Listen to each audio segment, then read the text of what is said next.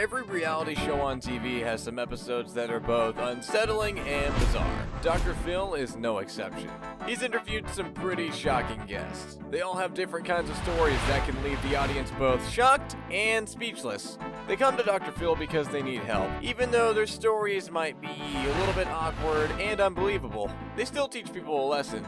Are you curious yet? I bet you are. You're about to watch some of the most shocking moments on Dr. Phil. But before we begin, make sure you hit that subscribe button so you get notified every day for more amazing content. With that being said, let's begin. Number 5. The woman who pretended to have cancer to make money. Now, the title of the story says it all. A woman faking having cancer to raise money. What kind of person does that? Of course, this was pretty shocking and really awkward. Why would someone fake a terminal illness just to make money? It's sick. Not to mention disturbing. She's using pity to scam people out of their money. Jessica was a guest in the show who desperately needed to help her mother, Patricia, who deceived people by saying that she had cancer. Patricia had already gone through a brain surgery, but she recovered, and she was never diagnosed with cancer, which is supposed to be good news. She should have been thankful. Instead, she faked having cancer to gain people's sympathy and take their money. Patricia took it way too far. She appeared frequently in TV shows that raised money and funds for people who need financial aid because of some kind of health condition, so she took advantage of that and scammed everyone. She claimed to have had stage 3 brain cancer. What's more, she also pointed out the fact that she'd had 17 strokes and had survived them all. When people saw this air on TV, they saw Patricia as a heroine, a survivor and a strong fighter. But she didn't deserve any of that. The most shocking part is that Patricia didn't even use the money she raised to improve her life. When they went to check out Patricia's house, it was a total disaster. Her family pretty much lived in filth, and their dog had an eye infection that hadn't been taken care of. So let's add animal abuse to Patricia's list of bad deeds. How terrible is that? Number 4. The dude who changed his name to Sexy Vegan and tattooed it on his forehead. Brace yourself to meet this character, who has a completely different idea about life. Someone envy him for his confidence, self-esteem, and love of life, as well as doing the things he loves no matter how many people are against him. Maybe the most shocking thing about him is the fact that he insists in believing that what he is doing. Possibly the most shocking thing is how much he believes in what he's doing even though many think he's wrong. Pretty courageous, not gonna lie. This world fights anyone who does something different. This guy says he doesn't want to conform to society's dictations or stereotypes. Ladies and gentlemen, meet Vegan Hans, who is now known by Sexy Vegan. This dude walks all around Hollywood in his Speedo, or very short shorts. What a man. You'll find him carrying a full-length mirror acting like a diva. His sister was concerned about his attitude, and that's why she wanted help from Dr. Phil. But her brother's response was pretty shocking, cause he admitted to having fallen into numerous troubles that he got arrested for. Almost 15 times. And his mother had to bail him out every single time he got jailed. In spite of getting into that much trouble, he had bigger dreams and goals, one of which was to become a very famous TV host and have his own successful reality show. Sexy Vegan is 33 years old, but he's unemployed, and his mother still takes care of him financially. Vegan is confident, and he believes that he's the best looking person ever, and he's the best dancer in the world. He makes YouTube videos, by the way. You think he wants to convey a certain inspiring message?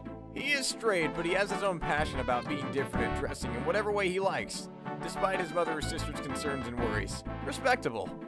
His appearance may seem inappropriate to a lot of the audience, but he doesn't care. He doesn't want to be normal according to what his society thinks is normal. He never dreamt about getting a job where he could wear formal suits and stuff. He had his own goals. Pretty cool, isn't it? Number 3. A guy who claimed to write Taylor Swift songs. Have you ever had a celebrity crush? I'm sure you have. We all have at some points in our lives. This guy over here is insanely obsessed with Taylor Swift. He totally believes that he has written her songs. Riley is 23 years old, and he claims to write songs for many artists, but most importantly, he claims that he writes the songs that Taylor Swift sings. His parents didn't really like how much he lied to people about that, because it was not in the least bit correct. So, Dr. Phil was the hero they've been hoping for. The shocking thing is how strongly Riley seems to believe in his claims. He believes he was meant to write those songs for Taylor Swift, even though Dr. Phil told him that he personally knew Taylor and her mother, and that they'd never mention Riley at all. Riley said he found no reason why she'd do something like that. Imagine everyone around you knowing you're wrong, and only you think you're right and everyone else is wrong. Surprisingly though, Riley admitted that maybe drugs have impacted his mental state, so he started seeing and believing weird stuff. But he still believed that Taylor Swift was a soulmate, and he loved her so much more than he would ever love anyone else on the earth. Dr. Phil actually tells him the names of the people who write Taylor's songs, and guess what? He wasn't one of them. So, to end this smoothly, he advised him to focus on the things he could really do, instead of wasting time on his fantasies. Poor Riley. The truth hurts, man. Do you think Riley just made up this story to become famous? Or do you think he actually had psychological issues that made him think he was Taylor Swift's songwriter? Number 2, the craziest love triangle featured on TV. You might find this story hilarious because it certainly is shockingly funny. We have 2 obsessed lovers here who are fighting over a man. Sound familiar? Sound like something you did before? Many lovers have gone through a similar situation. Love is blind, and jealousy is pretty insane. Chris was married to Sandy, but their marriage was unsuccessful, so they got a divorce. They had a young daughter, and Chris wanted to stay in contact with Sandy, just to stay connected with his daughter. Nothing more, nothing less. Chris had already moved into an apartment after the divorce, and posted an ad looking for a roommate. Guess who showed up then? Eileen, a woman who wanted to be his roommate, and eventually, after a couple of weeks, they started dating. Eileen was the psycho, jealous type, and she hated how her husband stayed in contact with his ex-wife. She didn't believe that Sandy communicated with Chris to keep contact with his daughter. However, as a typical jealous woman, she suspected that Sandy was still interested in Chris, and she did not let it go. So she kept stalking Sandy's Facebook and making fake accounts to see her page. She wrote really bad comments about Sandy and called her names. She also called Child Protective Services and made up scenarios that Sandy abused her daughter and was an irresponsible mother.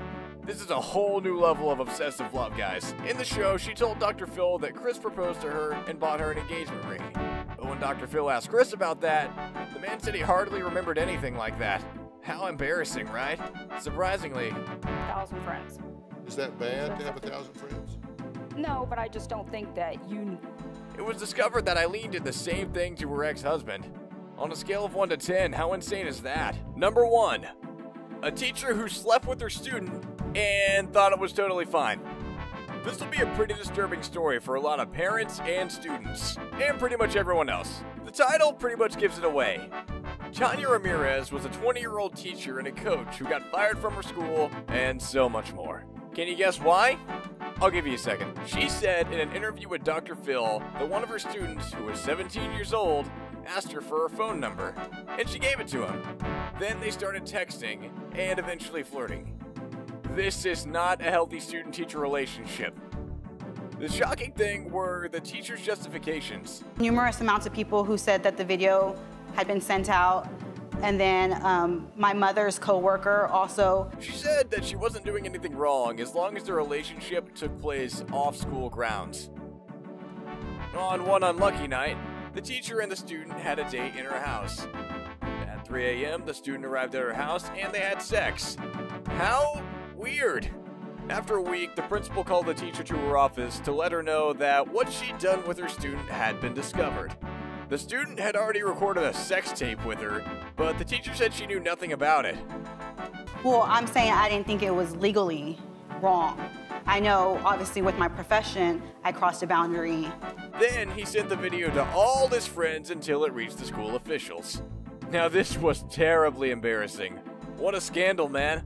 The teacher admitted that she was guilty, and she knew that she'd had an inappropriate relationship with her student, which of course was a second-degree felony. What should her punishment have been in your opinion? She lost her teaching license and she had a 7-year trial. She didn't go to prison and she wasn't even named on the sex offender registry. It's a pretty tense story. What was going on in her mind when she thought about having sex with her student? Had she thought of the repercussions? A teacher is supposed to be a role model and an inspiration for the students. She was not that. The student as well must have had some pretty messed up morals to do something like that. Both of them did a pretty ugly thing.